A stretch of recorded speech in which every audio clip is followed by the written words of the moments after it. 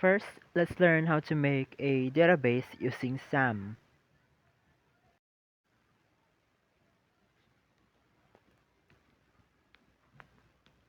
In the control panel, start the Apache and MySQL modules.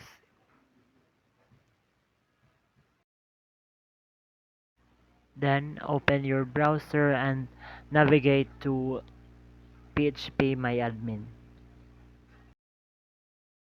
To create a database, click on New, then enter a name for your database.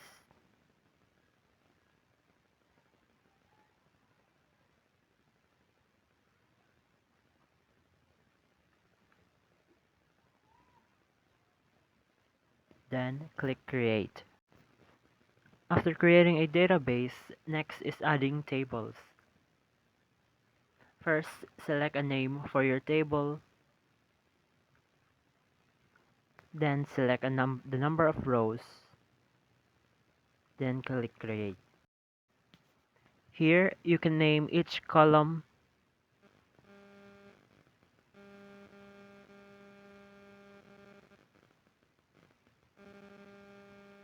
Set the first column as primary, then just leave the rest as is.